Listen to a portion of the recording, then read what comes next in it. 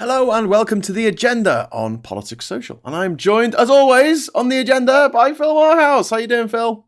Hello, not too bad, thank you. Jolly good, jolly good. Anyone in the chat, hello, I'd like to say hello to you. You've got Admiral Pegasus in there. We've got Anthony Fisher, Gallifreyan Ven. We've got Alf Smith, Vegan Elite. We've got Duke Vengeance, Pete's Music. If you'd like to subscribe to the channel, just hit the subscribe channel and then subscribe button and then subscribe button, and then you can join the chat with everyone else. So today we're going to be talking, top of the hour, about Labour and what they mean by working people. Phil, what do Labour mean by working people? Well, first of all, I mean, the two definitions they've used during the general election campaign, they said those on low to middle incomes. And then today there's been a mini row blowout because, there was Keir Starmer was sort of making the point, well, people who get like their money from shares and stuff and landlords aren't really working, are they? And it's like, well, no, they're not. And people are taking exception to this. But what he also said, and those who don't, who are trying to just use it for their own purposes, what he also said was, he said, obviously there are some people who work, they do a work and they manual labor and stuff like that, and they may happen to have some shares. He said, yeah, we're not talking about that. But then he specifically said, which goes back to this idea of low to middle incomes, is we're talking about people who work but if they had to write a big check for something suddenly, they wouldn't be able to do it. Yes. So we're talking about people who are not able to put a lot away for savings. Now, it is still a bit airy-fairy, but the other thing is this. There's a load of people going absolutely mental about this definition, which, first of all, backs up my idea that it's a really hard thing to pin down. I keep saying when people go on about working class, and we do still have a class system, but, when you try and pin down what working class is, it's really hard because whenever you try and, you put up a group of people who are archetypally working class, but then you try and ask for a definition and all of a sudden you exclude a load of these people. Like you try and come up with any definition of working class that allows Mick Lynch to be working class, he's not working class, or Angela Rayner are not working class. And it's like, so you have to come up with really convoluted explanations. But people are trying to sort of, say as if Labour are trying to define a worker when all they were actually trying to do is explain who they're protecting from tax rises. Yes. Because we know there are tax rises. We know there are, again, then people are arguing about what work is. Okay, the earnings that you get, your salary that you get from working. That's what they're protecting. No. Because then you're allowing people who make millions of pounds a year to be classed as a working person. What, from working? We're not trying to protect. Yeah, we're not trying to protect. It's really this simple. People want more public spending. So that has to come from either... And Rachel has been really clear about it, and it's totally right. No one's disagreeing with her. Even the Tories are on this. If you want to increase some public spending in some area, you either have to cut it in other areas or you raise taxes. Yes. And therefore, where are those tax raises going to come? Because that's what everyone who's going, oh yeah, but if you raise taxes here, it does this. It's like, well, where should the tax rises come from then? Yeah. So it's very clear that where the tax rises should not come from are those who are already struggling with the cost of living. That is ultimately what they're saying. Well, that's what the definition needs to be, doesn't it? And I think Angela Rayner said that in Deputy Prime Minister's questions when she was asked. She evaded the hell out of the question. Sorry. She evaded the hell out of the question. I know, but like she said, it's the people who your government have screwed over for the last 14 years. Well, yeah, but that's what I mean. People could argue that's everyone. Yes. Well, no, not the millionaires. But yeah, I take it to mean people who are, keeping their heads above water, don't have any sort of major assets. They're not living off the income, the passive income from owning property or anything. Actually people who are getting on their bike and doing some work. I just find it all a bit rich, Phil, because for the last 14 years, I've heard the phrase hard-working families said over and over and over again, not by Labour, but by the Tories. Hard-working families. And I think, what, are the little kids are they working hard? Are they down the mines? Are they up chimneys? But the other thing is, that phrase is used, it's sort of like a bit of, I don't like to use the term, but it's almost like a bit of sort of microaggression in that. Yes, it is a microaggression.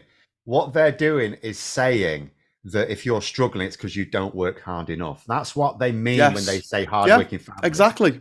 Charging you up the wall. And why didn't you have any money? Well, because I work harder than you, and therefore I deserve this extra money. Yeah. So we've got a few questions coming. Gareth wants to know how my veggies are. My veggies are perfectly acceptable. And also, Phil, how's your electric going? How's your electricity? Yeah, my electric's fine because the electrician isn't here today because the builders have decided they're going to change things around again. Oh, so it means it's still to come. You could have done the show this morning. I could have done. There was all sorts of things I could have done differently. God damn it. And it means it's still to come, presumably sometime next week, which will be massively inconvenient. But we will I see. blame Liz Truss. No, I think when people are at fault for lots of things, we don't need to throw extra on top of them. Why not? Just because there's plenty we can blame Liz Truss for. There's been quite a lot of really crazy things happening, even just today in the news. We're talking about the budget obviously coming up, and I mean one of the reasons why Rachel Reeves has been so trying to get this idea of like, okay, we're going to be raising taxes on rich people. And she's got this new scheme where she's going to redefine how we define our GDP in order to take on debt, so we can take on British assets as well, which allows her to free up something like 20 billion. Is it 20 billion a year? The definition could, in theory, free up. Not a year. No.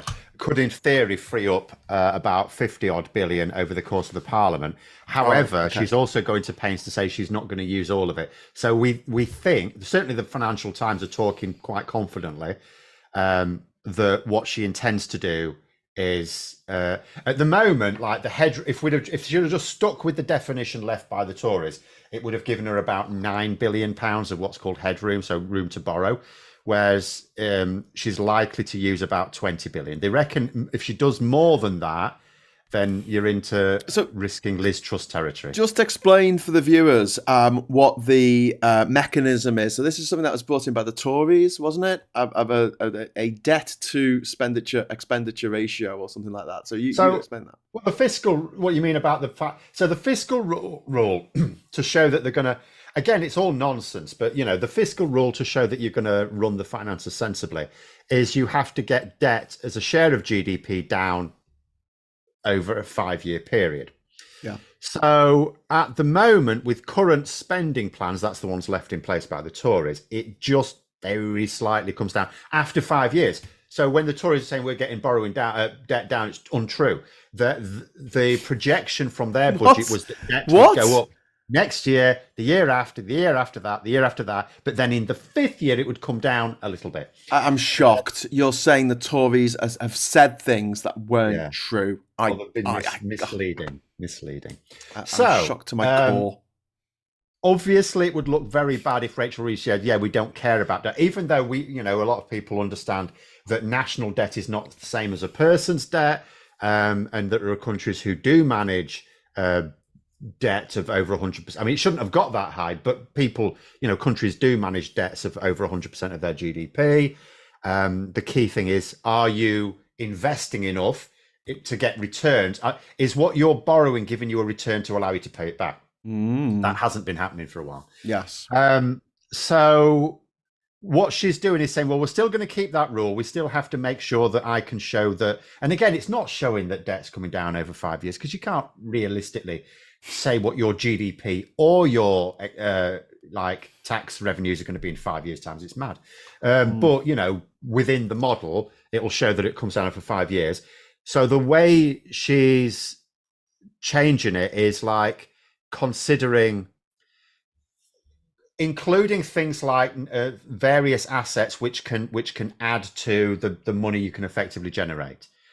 Taking into account national assets, which the Tories didn't do, probably because they're actually surprised we've still got any national assets left. They thought they'd sold them all, but nonetheless, so it's that there were various ways of redefining debt.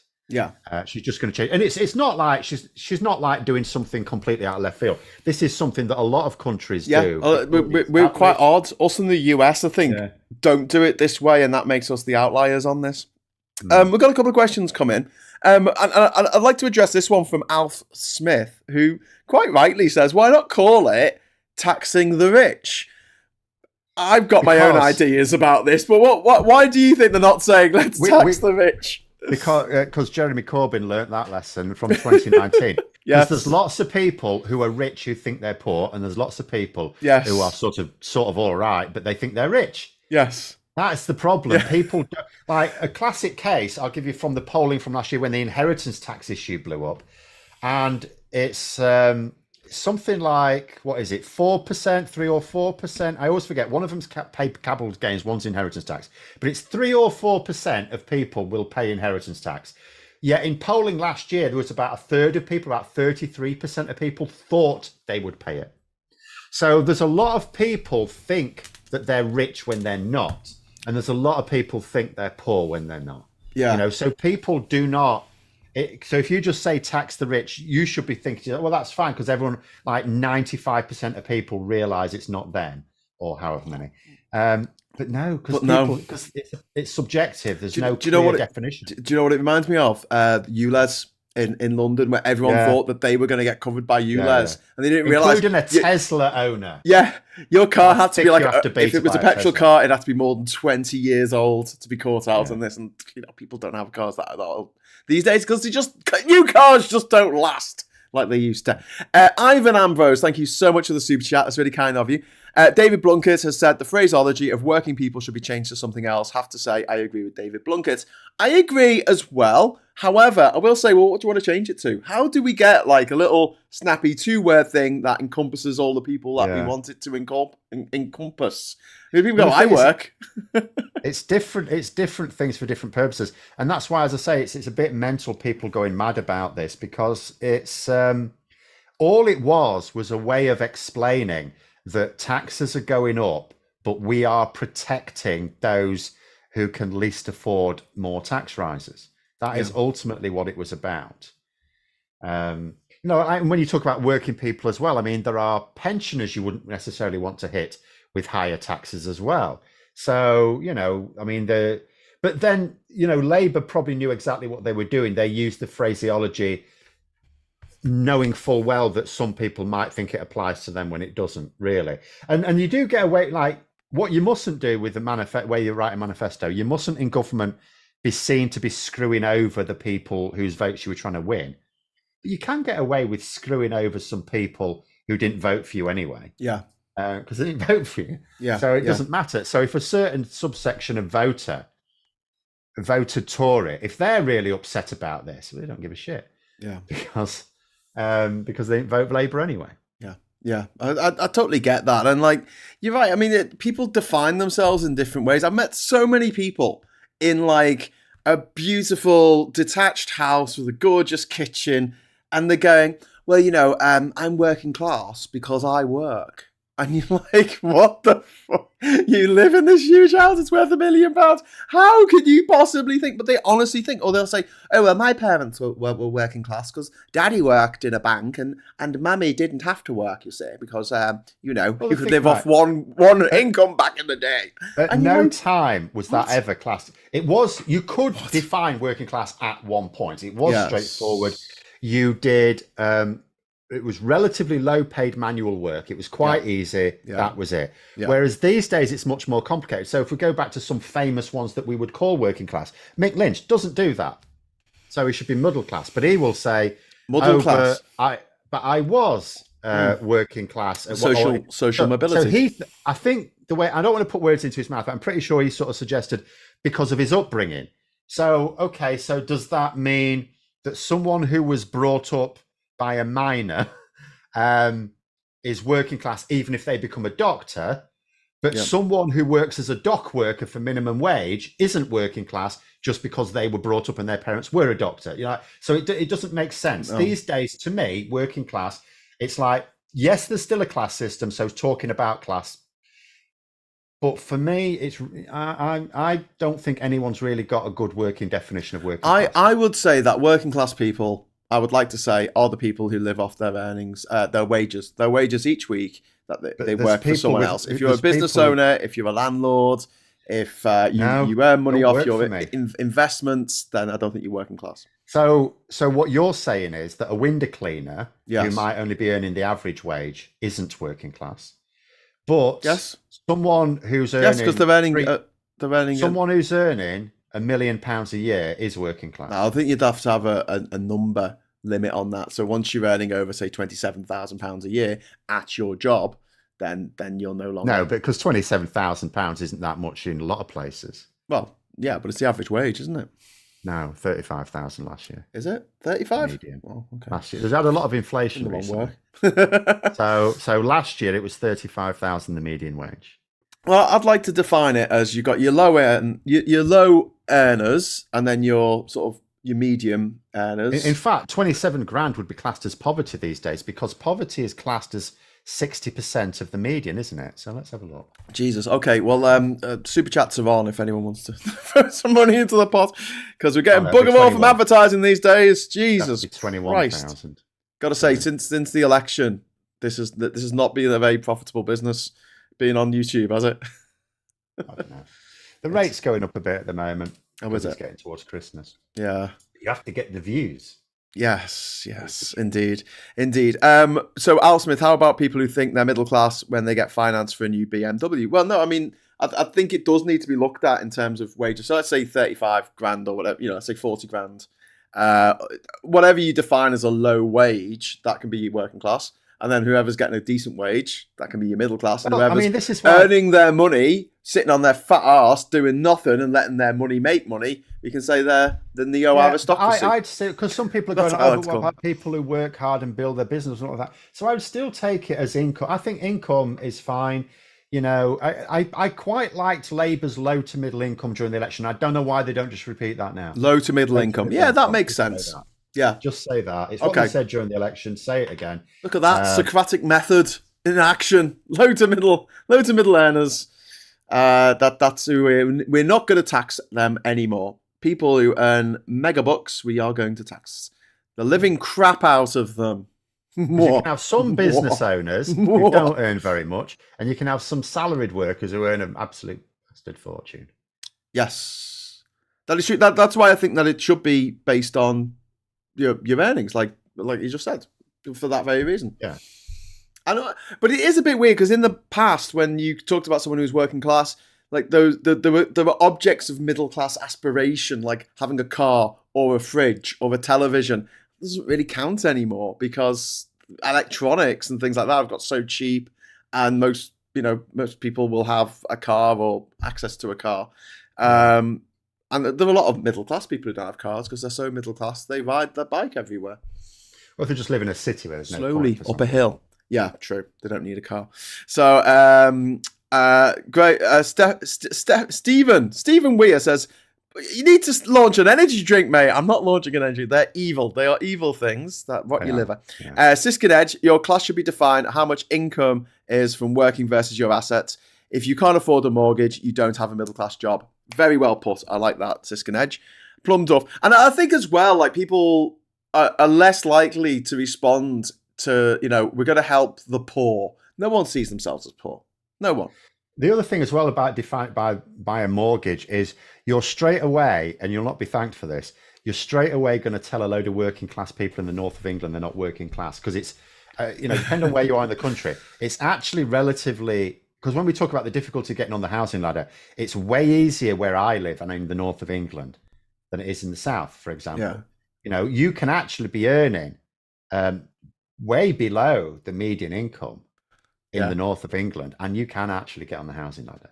You'd still have to scrimp and save. You would have to save. It's true. You'd have to have parents that don't fleece you and stuff like that. But you can do it. It's really hard to categorize anything. Exactly. That's my point. Especially humans. My point. It's so these days, because if you lose your job, do you become working class? Yeah, exactly. So we're not. Well, or Kenny Badenoch, if you do a part-time job at McDonald's. Donald Trump's working class. Yeah. Donald Trump is working class. Would you believe it?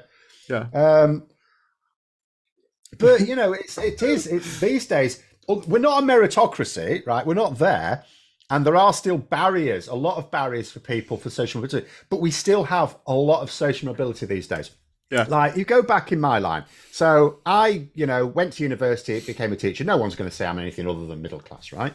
My dad was like a foreman But then he got his own business. So you could argue to begin with, he was working class, and then he Social mobility. Yeah. But does it matter how he grew up? Who was his father? His father was a miner. His father came from a workhouse. So the social mobility down my paternal line is immense. Yeah. We've got like someone who's a pissing Victorian workhouse to miner to British rail foreman, then owning his own business to teacher. Yeah. But you're right, and it have comes that down to social what mobility. people want to define themselves as. And there are millionaires out there who define themselves as working class, and there are people who are on very, very low earning, low wages, and regard themselves as middle class. This rich fella, who wasn't always rich, but even when he became really wealthy and a multimillionaire, do you know what he still does? He puts a bucket in the shower with him, so he can then uses it for his next flush of the toilet. Because it's just a habit that from when he was actually poor. So you do actually get some people who will still, even when they're multimillionaires, I can't throw food away. Georgian mansion, will still do things like that. After living on a like off-grid island for 3 years, I can't throw food away. I just can't do it. I've got to save it, even if it's just like a little bit of scrap. I've got to put it in the fridge or the freezer. We've got a load of super chats have come in. We've got Time Traveller, who isn't feeling very well. I'm very sorry to hear that, Time Traveller, but thank you for the super chat. Laying on the sofa, suffering after COVID and flu jab while planning a funeral. Fucking hell, sorry, man. Miserable. Tell a dad joke, Graham. Okay, Phil, why did the chicken cross the road? Go on. To visit the biggest knobhead in the world. Knock, knock. Yes. Very Knock, good. knock. Who's there? It's the chicken! Right. That was rubbish. Oh, mate, come on. I hope I made Time Traveller laugh. Let me know if I did. Plum Duff says, A up. Thank you very much, Plum Duff, for that. That's very kind of you. Jax. Phil, this is about you saying about it being cheap to get houses up in the north. Phil, don't say that. All the southerns will come up to the northwest. They do, anyway. Well, I don't know about the northwest, but they do round here. I've known multiple colleagues when I've been working, when I was a worker as a teacher, sort of. And, they were people who like spent 20 years, 25 years in the south of England. They got a mortgage, got the house. Then they sold the house, bought a pissing mansion up where I was, and then still pocketed a couple $100 grand. To Rishi Sunak, you're a southerner. Rishi Sunak's more northern than you. No, he's not, because he was born further south. I know. But yeah, he lives... He lives... It's quite an easy distinction. It's just like, you just have to ask someone how they pronounce this. Right? That's it. What is it? Is it a glass? A glass. Or a glass? Rishi Sunak can't say glass. Glass. No. There's no R in glass. There isn't one. Stop saying a harder A. I've got some more chats coming in. Thank you very much, super chats. Ivan Ambrose. It's about time we started measuring class on morals and decency too. That's an interesting idea. Yeah. But that's subjective, and how do you measure them? Measuring them is subjective as well. Yeah. Oh, by the way, talking about Rishi Sunak, was it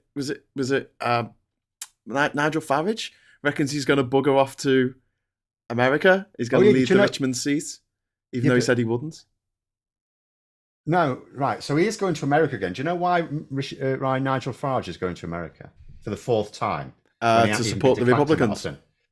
More specifically, he is headlining an event for the young Republicans. He's headlining an event for young Republicans. Well, I suppose he's in his 50s. How old do you have to... He's in his 60s. He's in his 60s, so he is a young Republican. I suppose if you think about it. Pissing... What's the average age of a Republican 97. for him to be considered a young whippersnapper? Well, Trump's nearly 80. Rupert Murdoch's 93. Scott Walton, thank you very much for the super chat. My measure is the accent. Talk posh, posh. Talk working class, easy. That's not really very fair, though, is it? Because what if you're from Surrey? What if you're like... you're not working class, are you? Sweep the roads in Surrey. Hello, would you like me to sweep your roads for you, sir? John Hart, thank you very much for the £5 super chat. I dislike it when people say proud to be working class. You mean you're proud to have been dumped on from a great height. Well, that's what I don't get as well, why people talk about, working class as if you want to perpetuate it. Like, surely the only class that should want to ever perpetuate anything is the upper class, because they're winning at life.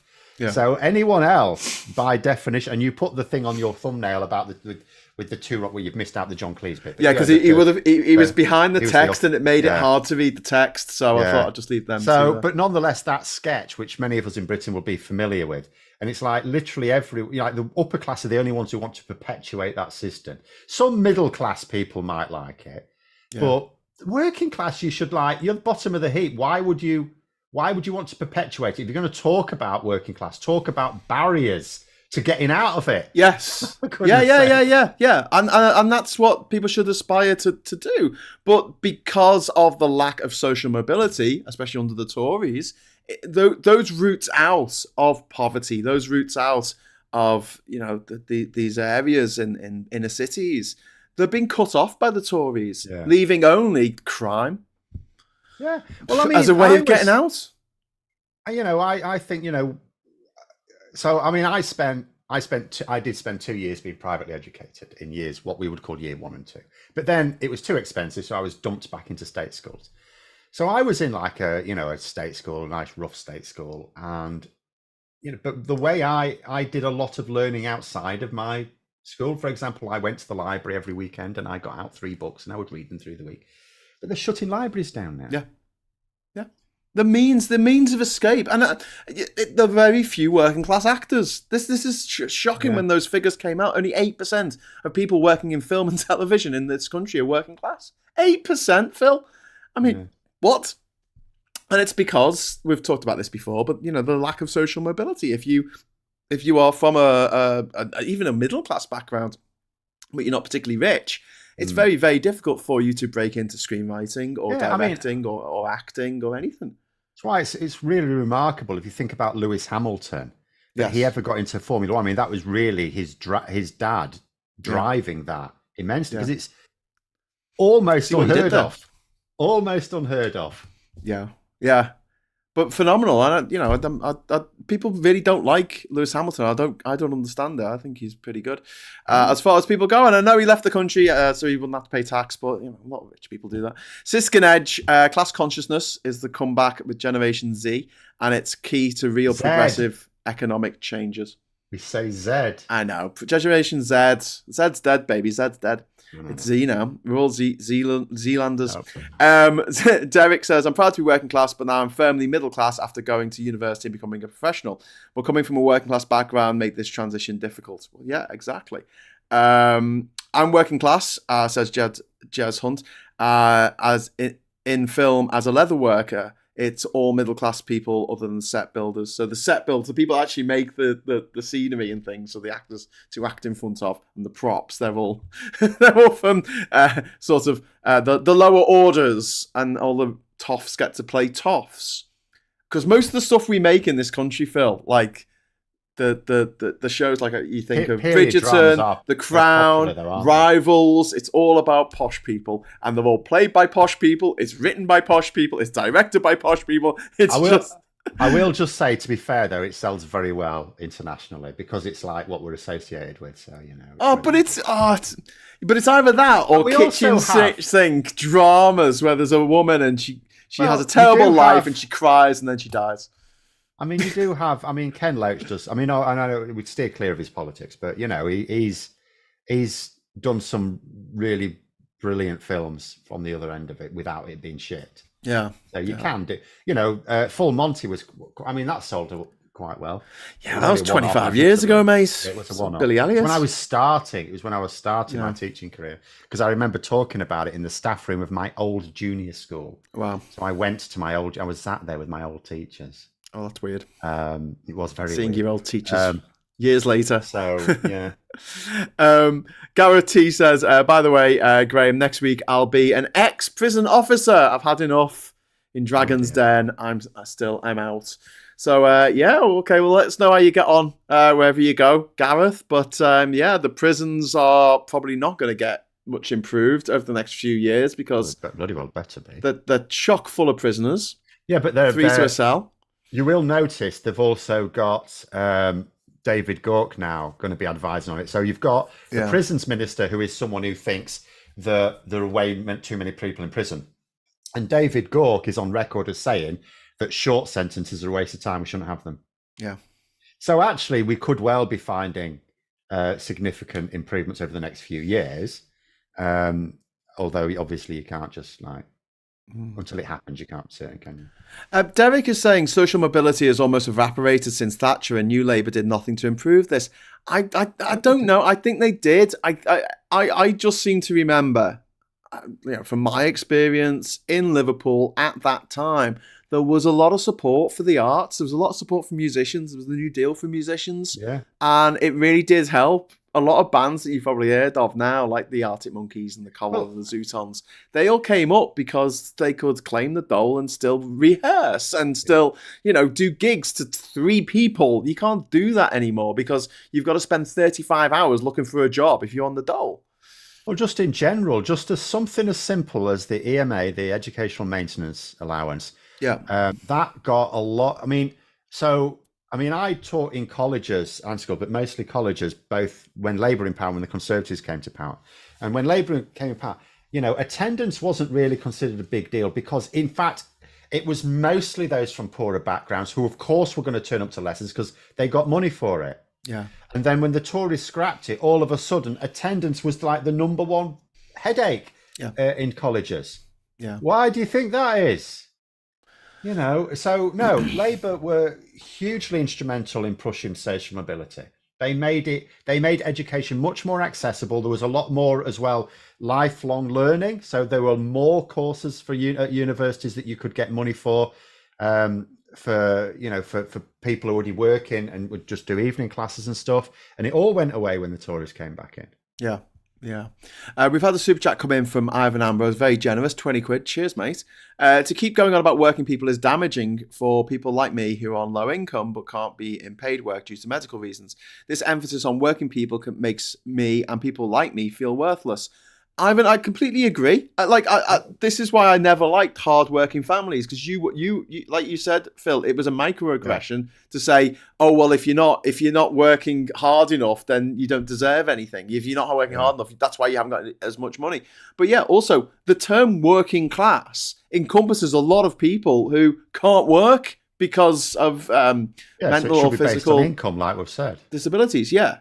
So the term working isn't helpful, and also it pushes towards that thing that we spoke about on this channel before. But I don't like the way that we define a lot of things like success of a country or whatever on how many people are working, because everyone works, even if you are, just pretty much looking after yourself in your own home, or unless you're actively someone's having to look after you because you're advanced dementia or something like that, then people are doing stuff. Everyone's doing stuff. Everyone's contributing in their own way, and just because you're doing your own dishes doesn't mean that that's not work. I mean, if you did your neighbour's dishes, you charge your neighbour for that.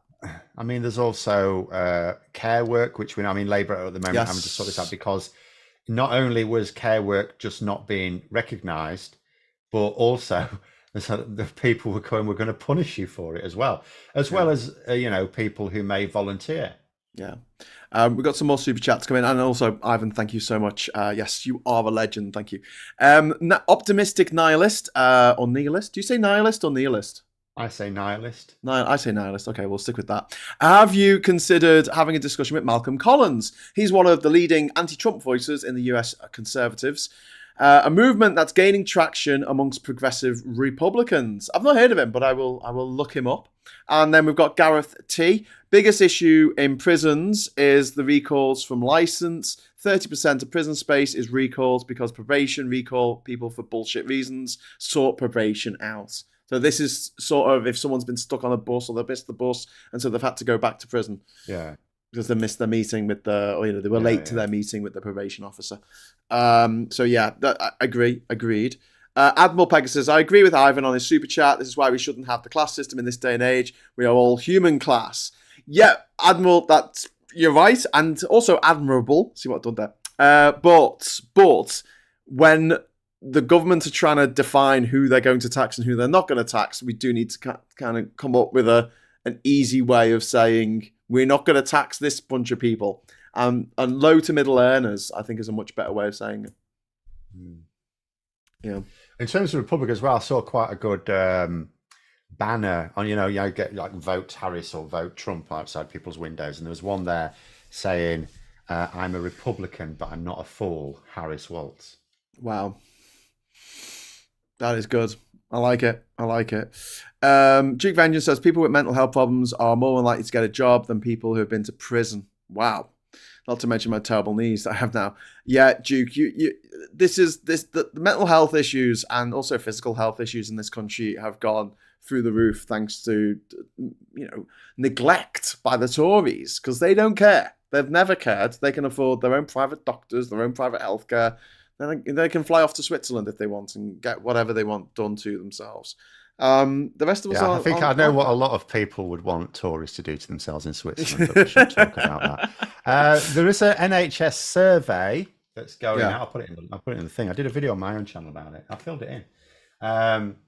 So the government have asked for public opinion, as well as healthcare professionals' opinions, on the NHS, what's working well, what's not working, various concerns about their 3 shifts, what they're calling their 3 main things that they want to do to fix the NHS. Yeah. It's worth filling that in. Don't take very long. Jez Hunt's got a good idea. Can we use a different class system? Wizard, fighter, cleric, rogue, etc. We have too many rogues already.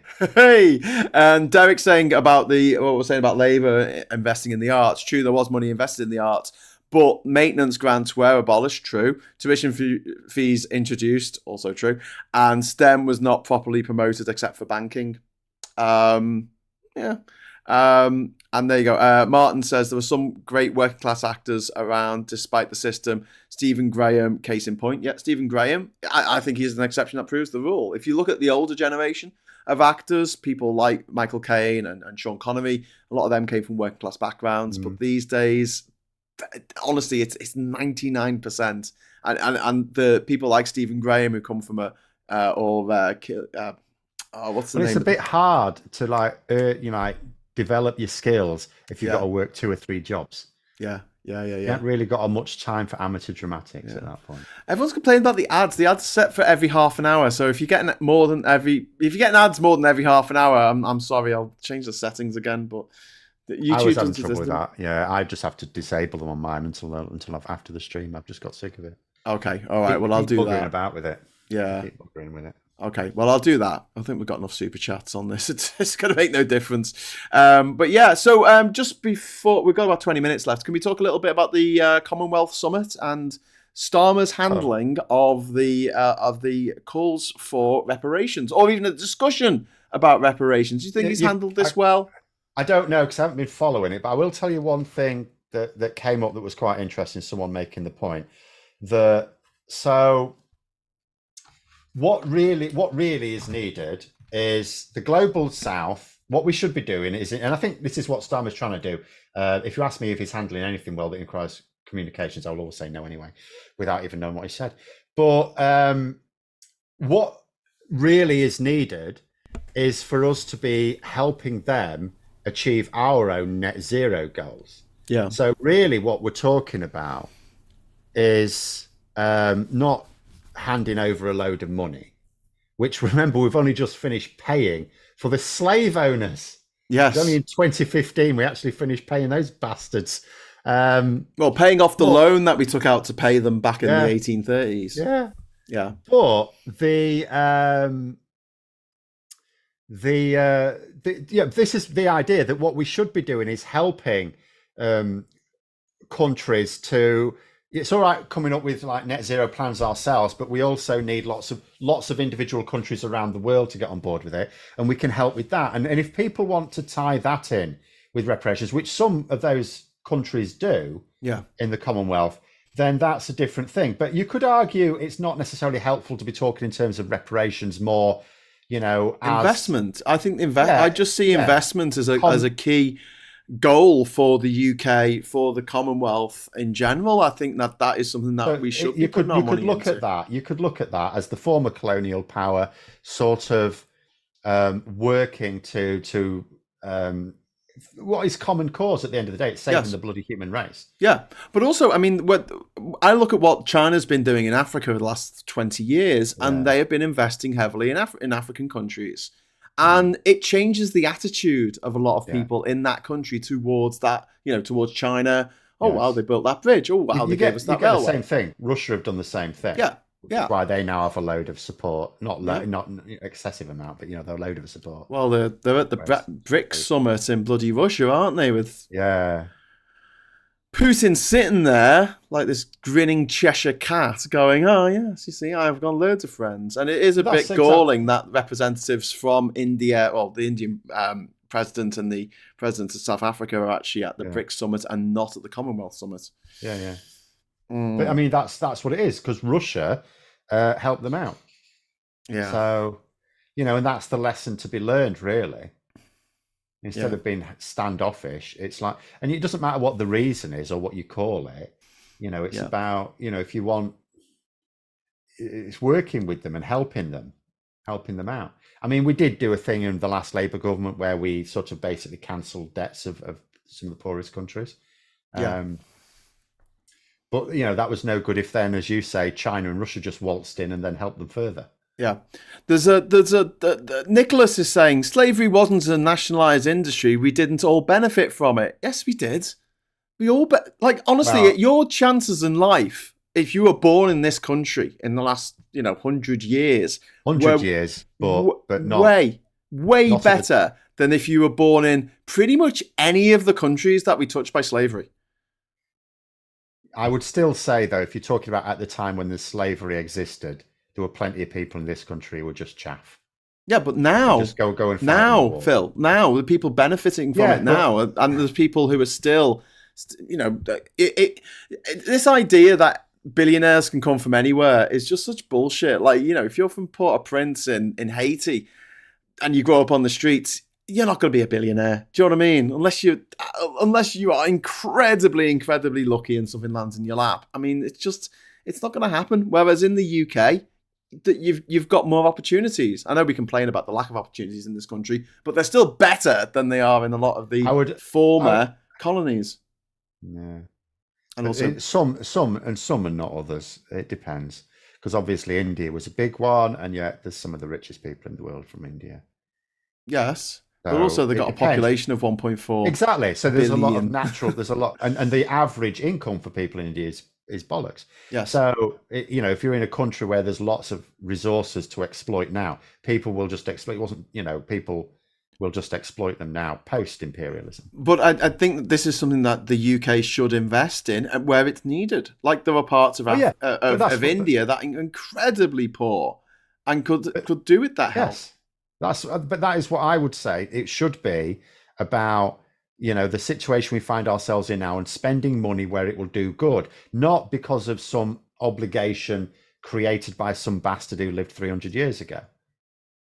Well, and what are we going to do? I don't want to sort of go down any, ridiculous talking points, but are we going to go to Denmark, Egypt, Greece and Italy and say, where's our reparations? No, because it's not affecting us today. That's from a very, very long time ago.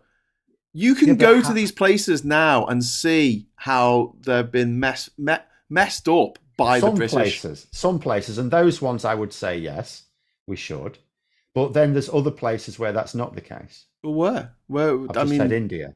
India's an incredibly poor country. Incredibly poor country, and it still would have been if we'd have never colonised it. Would it? It would still have been, though? Yeah, yes, because it also had a much stricter class system. In 1600, it was the richest country in the world. Yeah, but when we left in the end of the 40s, it was one of the poorest. The people weren't. Yeah, they were. I mean, they weren't. The money that the country had, themselves. And it may not have been very well distributed. It's not in this country. It's not in other countries. But they had that money, and now and when we left, the money wasn't there anymore. It's not like we helped them. India's one of the richest countries in the world, and but the people are not, and the people it's not. Per person, it's not. No, but it wasn't then either. You had a much stricter class system than we do now, than we have ever had in this country. But it wasn't one country. It was a bunch of different countries that had their own religions and their own arts and cultures and things. We were the one who lumped them all together and said, "Hey, why don't you all live together?" But the bottom line is still the fact that India is still a wealthy country. It could choose to share that wealth more equitably across its population. It doesn't do. And that's not, we didn't tell them to do Yeah, that. but India's economies are comparable to the UK's. And we have a Yeah, population of what, 68 million? They've got a yeah, population of 1.4 exactly. billion. So per person, there's a lot less money. But So generally there's speaking, still a it's lot of poor. very wealthy people in And India. there's 56 countries in the Commonwealth, and nearly all of them are shit poor. That's just a fact. Well, most countries, but most countries outside the Commonwealth are shit poor. Um, yeah, but we've got less to do with the fact of their shittiness and their poorness. Japan is such a great example of a country that wasn't invaded, it wasn't enslaved, it wasn't colonized by the Brits, and yet it still seems to have done quite well in its economy. Yeah, but so was others. They've got trains and democracy and So what things. about Singapore? Yeah, Singapore is a dictatorship, an autocratic regime. No, I don't mean what it is now. I mean, Yeah. that was colonized. No, it wasn't. No one lived there. It was. No one lived in Singapore. No, It was just a fishing colonised. village. Yeah, no, it was colonized.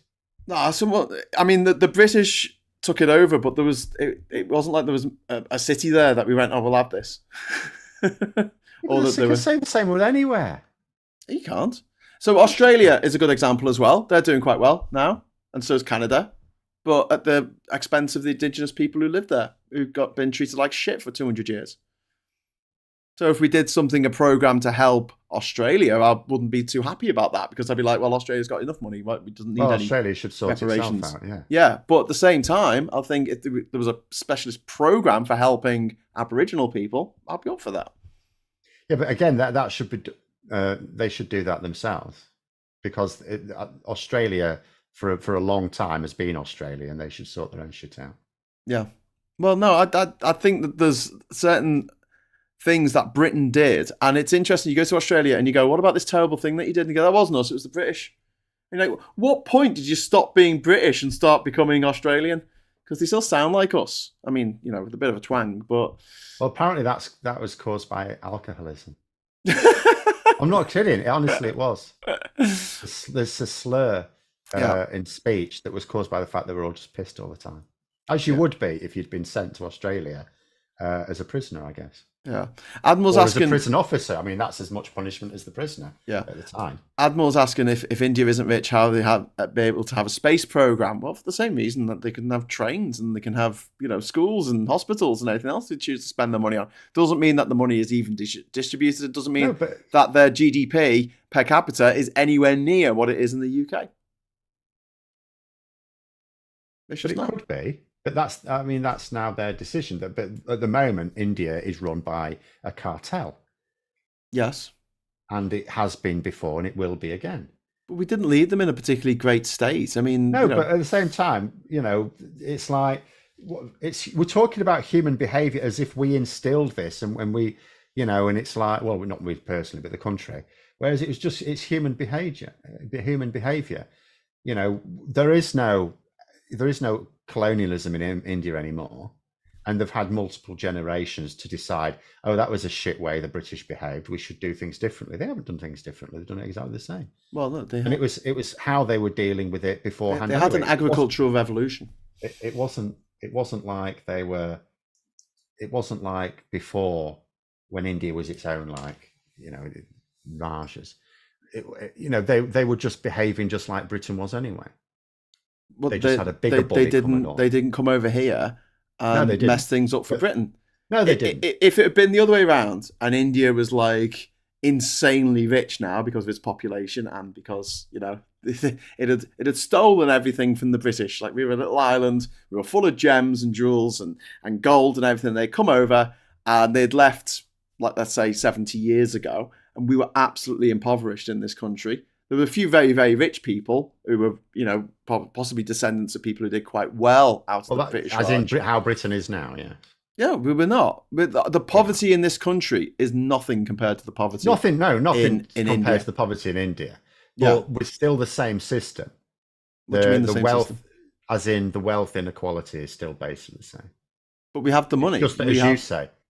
We have the money to invest, and we can also do things like giving these countries low rates on loans for development. India can do that. It's got the money to do it. It encourages billionaires to develop when it doesn't have to. It could say, we're going to tax the rich and make sure that Well, everyone can I'm at least have decent like infrastructure, sanitation, transport. You don't have to in my travel by head. train by standing on top of it. I'm not necessarily thinking of the whole of India. Giving Modi a big novelty check for £20 billion. Say, oh, sorry, mate, sorry about that whole colonizing you for 200, 300 years lark. I'm thinking more about targeted assistance to put, Yeah, but we already poor do rural that. areas, which we already do it. So what's the that. problem? Let's just say, okay, this is part of our reparations. We want to make good. We want to make good on what we've done in the past. Here's a gesture, and we apologise for it. Because Most of what we should all, be we doing- acknowledge it because so many people in this country don't pretend. They pretend that the empire was a wonderful thing in which nothing bad happened, and we just went around helping people. We were basically like a Santa Claus going around. What just we should be giving doing, gifts. what we should be doing is saying what we need to do now is to make sure that this planet is breathable for future generations. So Yeah. we're going to help. These are the countries, whether or not we personally colonized, because other countries colonized as well. Whether Yes. or not we colonized or not, what we're going to do is we're going to help you to catch up effectively Yeah. in terms of low carbon infrastructure.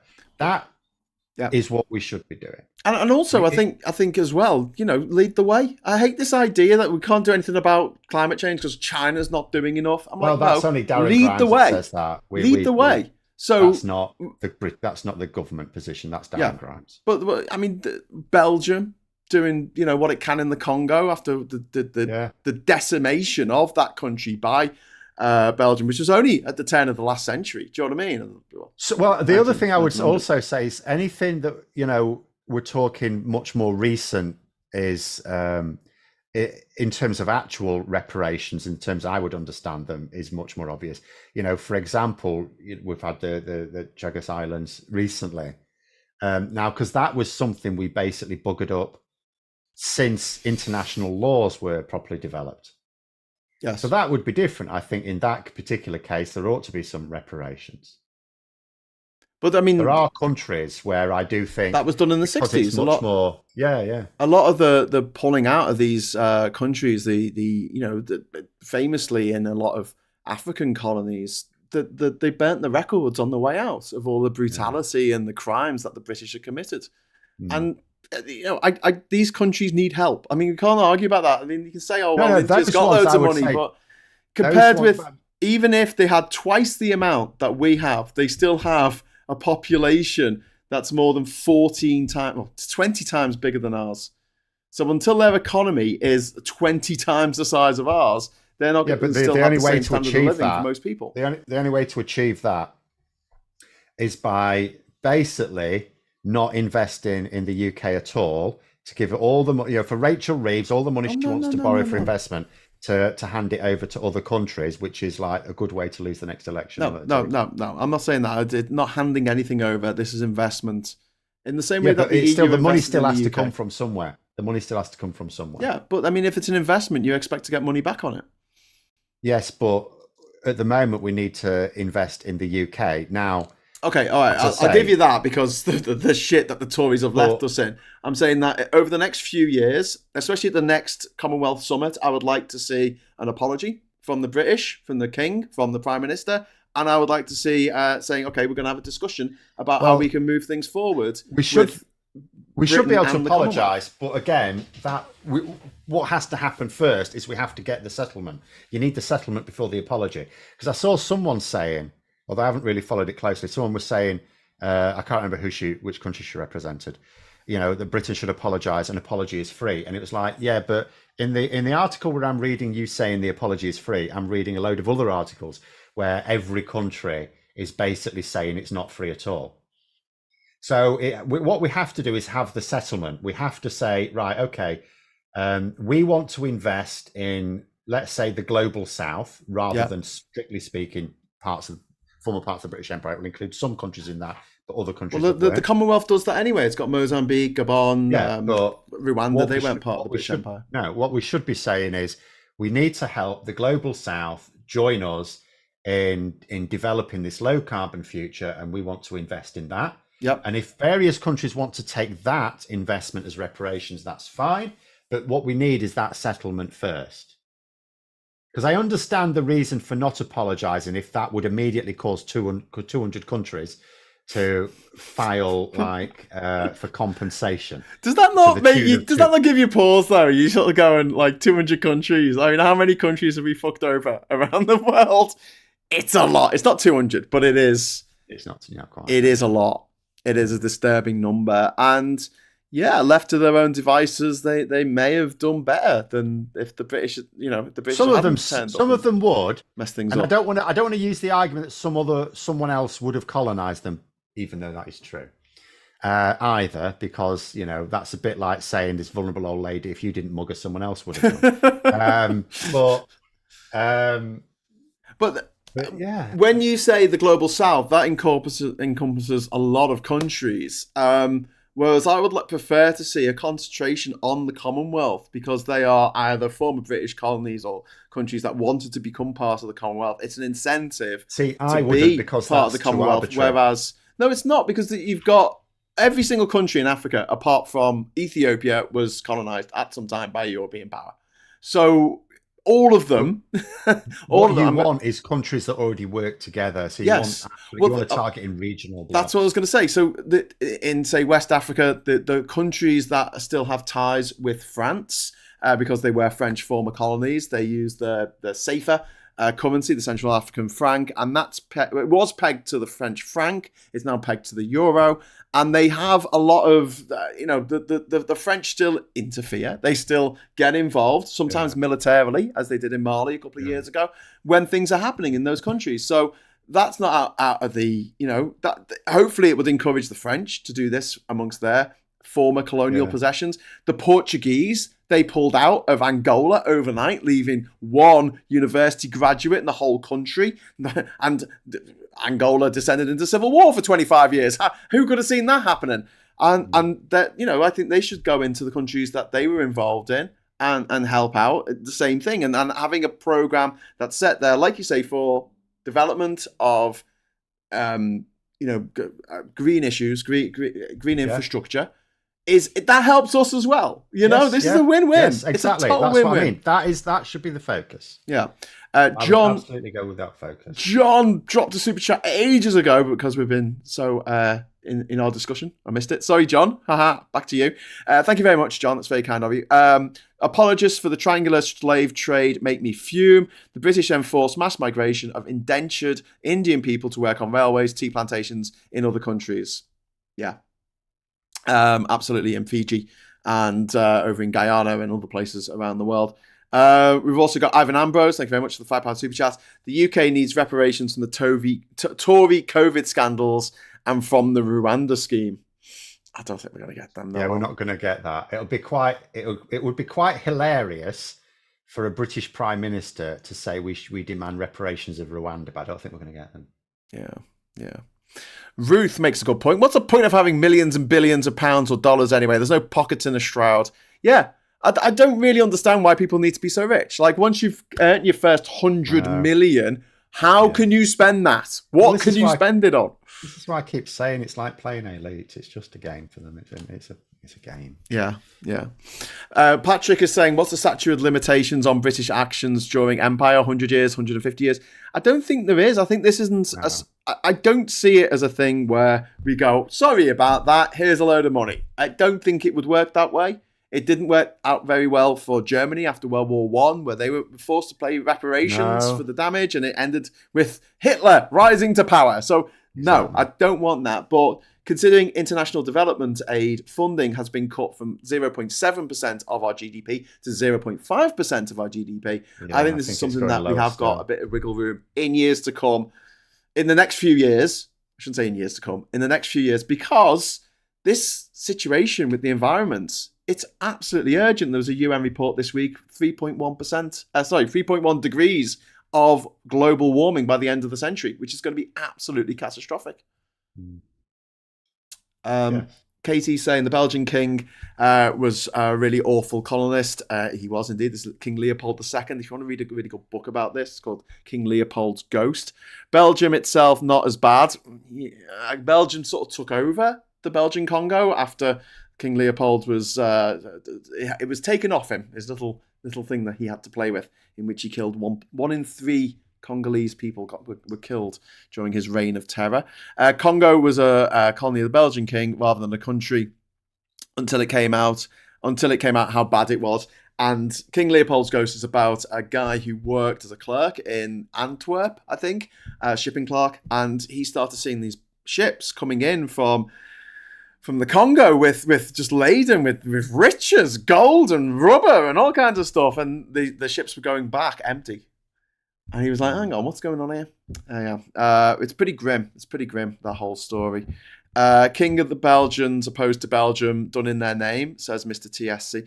Well, King Leopold II ran the Belgian Congo, well, as it was, it was just called the Congo, as his own private fiefdom, or fiefdom. And it was horrific. It was absolutely horrific. There was about 20 years when they did. When I say they got away with murder, I mean they got away with genocide. Admiral Pegasus says, if I had £100 million, I would buy a space probe built in the style of the Star Trek Federation ship with all the bells and whistles and sent out into the system to explore. There you go. That's what Admiral Pegasus would spend £100 million on. What would you spend £100 million on, Phil? You're not going to be able to make anything for £100 million that goes into space. Yeah, it's probably going to be a bit more expensive than that. Plus, you had to build it in space because the Enterprise wasn't built on the planet, was it? It was built in space. Well, that would make sense. Yeah. Jupp says, by the way, if you really need to throw up, I don't, but there you go. Just read of Carl Peters said about the German colonies, and this nut won the debate against Bismarck, who didn't want any German colonies.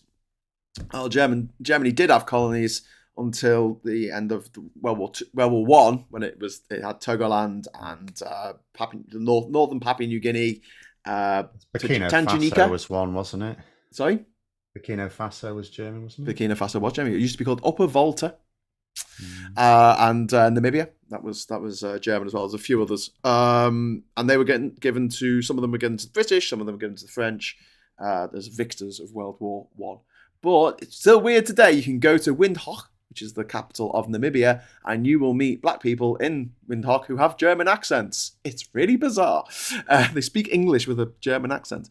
Have you watched the film Star Wreck, a Finnish film which is a parody of Star Trek?